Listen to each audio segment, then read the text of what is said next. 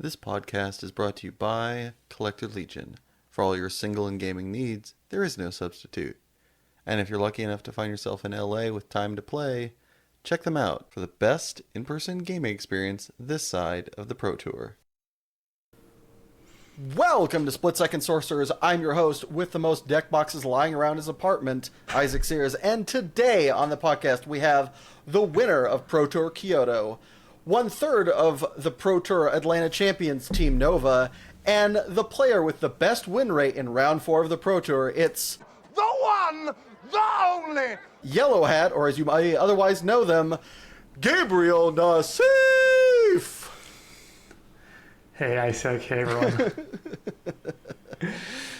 So, enough with the pleasantries. As you're someone I idolize, who was the first player you remember idolizing? That's a tough one. Maybe some of the top French players at the time, and I guess Kai Buda maybe, as far as players people might know. He was the best when I started playing on the PT, and he beat me a bunch, and yeah, it took a super lopsided matchup for me to finally beat him in a Pro Tour after losing a bunch. Hey, we take those. Speaking of super lopsided matchups, what's your favorite deck that you've ever played?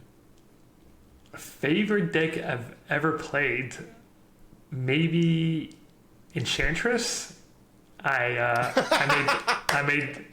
Why is it so funny? Oh, because I know the match. I know the match this happened did. This is the one you made the finals against Bob, and then you're going off and you asked him if he'd concede, and he's like, "Just do it." And you like, if memory serves from like the one time I watched this clip, you're like, shit, nobody's made me kill them before." Yeah, no, that was a great match. I actually played Enchantress in my first Nationals and made top 8 in my first Nationals.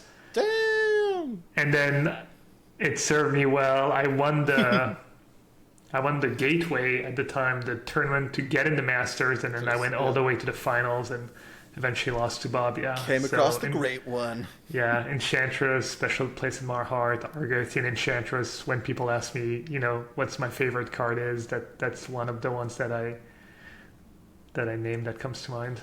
Well, on the flip side of that coin, if Argothian Enchantress is your favorite, what's the card that you hate? I don't hate too many cards, even decks like Tron. People are like, Tron this. I'm not a big fan of Blood Moon as far as individual card goes. Blood Moon. What, you want to play your spells? Come on. Yeah, exactly. And then half the time it stops the person playing Blood Moon to play their spells. That's just poetic justice. Yeah. What's the worst card you've ever registered in a constructed tournament? So, worst card, I'm not sure. I do have huge regrets not playing Gifts Ungiven in the block constructed PT in Philly. I just tested the deck a lot. I was doing really well with it. I had a good list, and I decided to play some crappy blue-white Hate Bears, Hokori, Winter Orb Creature deck to try and beat that deck.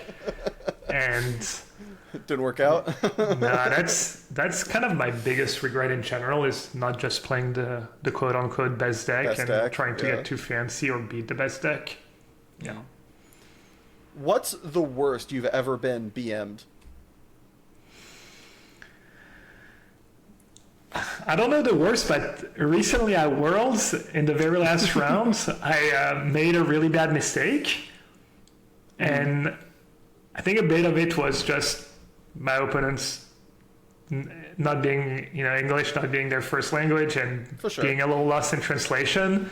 But we kind of we mentioned it at the end of the match. It's like, oh, stupid attack, and he was like, thank you, kind of thanking me for the mistake.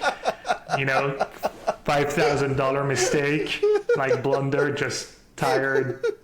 And he was like, thank you, kind of. So it was, That's awesome. At the time I was a little like salty, but then it was kind of funny, Yeah, it's adorably hilarious. Well, speaking of stories, what's your favorite non-Magic story from a Magic trip? Favorite non-Magic story, so like outside of the, no games, yeah. Well, kind of wouldn't never do it now anymore. I don't have to, but splitting kind of seedy hotel rooms was my friends when, we didn't have a lot of money. Everybody's broke, yeah. One of them actually, my very first PT in Chicago, it's a hotel called the Tokyo Hotel, who actually has a Wikipedia page if people want to go check it out. Oh, that's not good. But yeah, Tokyo Hotel, it was an elevator, manually. There was a guy, his job was just to sit in the elevator and manually operate the kind of elevator. And also, it's somewhat magic related, but a couple of good memories was Mark Herberholz. One was before a PT came to stay at my place. I think it was Worlds in Paris, and we implemented the shift change.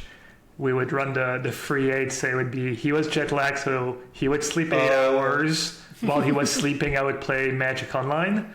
Then he'd wake up, we'd play 8 hours together, and then I'd go to sleep, and he'd play on my Magic Online account for 8 hours. That one's funny. And then another it's one it's like a guard duty. You're just like, you gotta keep it covered at all times.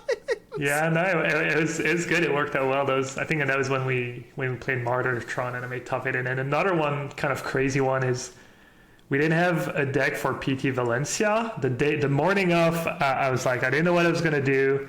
We didn't have a list. We didn't have all the cards. And we wake up, and I think it was Antonino De Rosa who comes over, and he's like, guys, the site just flooded, and they have to delay the Pro Tour. So it's kind of that divine intervention that gave us a little few extra hours to figure stuff out and figure out our deck, get our cards. So yeah.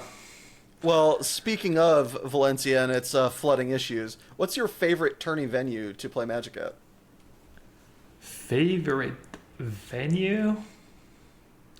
They had Worlds in Paris in one of the rooms in the Louvre. So that was cool. That was really cool. It was, my hometown. I made top 4. I had some friends who would never be able to come and see me play Magic, friends and family. So that one was really cool. My very second PT, I guess, was in Madison Square Garden. And I believe you could hear a Michael Jackson concert next door on one of the days. So, you couldn't hear it while you were playing, but if you were close enough to one side of the hall, I think you could hear. So that was kind of cool venue. Well, to go back in time all the way to when MJ was still performing, what's your first Magic card you ever remember seeing?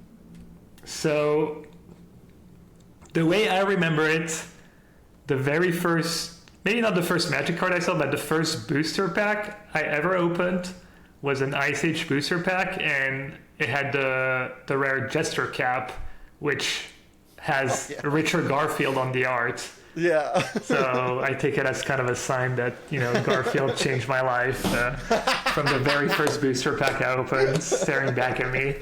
That's the way I remember it anyways. Who knows if it's true. Well, speaking of such niche cards, what's your favorite card to try to wheel in a limited format? That one, I didn't really. It's been a while. Ember Shot, I guess. I don't know. That's the first one that came to mind. It's a red and 6 instant speed, deal free damage, draw a card, and the card was a little underrated. It wasn't great, but it was kind of clutch in the right decks. Do you have a favorite pre-tournament jam to get yourself pumped up, like Eye of the Tiger style? I don't really listen to a ton of music before tournaments. I don't listen to a ton of music in general. I enjoy music a lot, and I listen to some, but I'm not, killer style. Just you see him with his headphones, kind of getting in the zone. He's got his song, or people who have a different song for every tournament. Maybe that's also killer. Anyways, no, I don't really have a song like that. Maybe I should. All right. Well, everybody knows the answer to this, but it's great to hear it anyway. What's the luckiest you've ever gotten in a game of Magic?